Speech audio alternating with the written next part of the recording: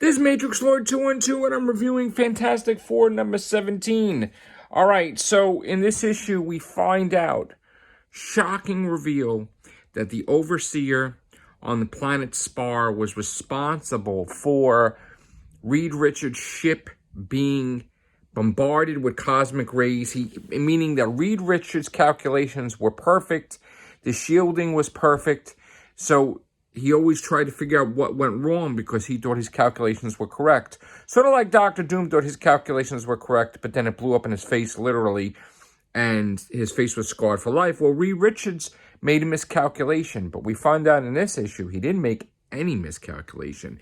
This alien planet was watching the Earth and saw that this group of four people went in that rocket and they were headed towards this planet, and they didn't want that to happen. So the guy that led the world, called the Overseer, bombarded their ship with cosmic rays, broke the shielding down, and they got their powers. And then he got even more scared, thinking that they were going to invade his world, because this guy was purely a leader of paranoia.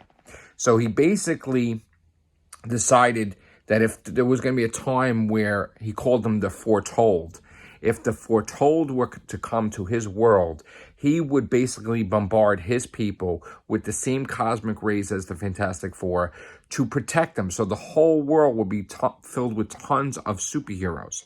And it backfired, and some of the cosmic rays made people monsters. And they basically turned on their own people, their brothers, their sisters, their children. If they became a monster, they threw them down to the bottom, to like the downtown of the city. And it was terrible. So it took the Thing to rise all the monsters out of the bottom to fight back against their own people, because they were discriminating against, some of the best people of society just because they looked different.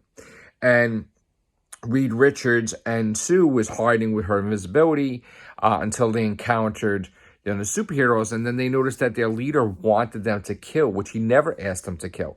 So this leader, the Overseer, is a nut job. He's a paranoid, delusional liar, and he lied to his whole people to give them powers and everything because he's just a nut.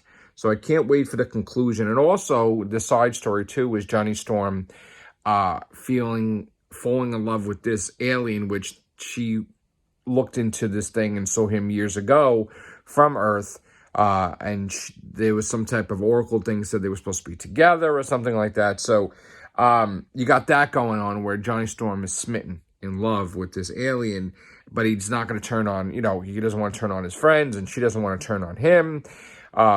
She's in love with him, so there's a whole crazy mixture of, I don't know what the hell's happening. A lot of stuff's happening in this issue.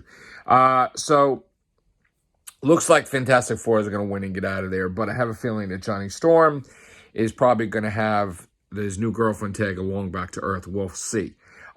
Great issue by Dan Slott. I thought it was excellent. I liked the artwork. I thought it was good. The cover, I thought, was a little bit pale. It could have been a lot more exciting. But other than that, the monsters look cool, and they were like just regular people, human beings, great people in society that just, they decided to believe their leader, and they turned cosmic rays into a monster, and they were monsters, and then they were just cast out like garbage. And it was sad, and it was terrible. But this is what happens. These people think that they're so, like, high civilization, but they're really not. They're freaking, vanity issues and stuff like that. So, great issue, though. Thank you, guys. Take care. Bye for now.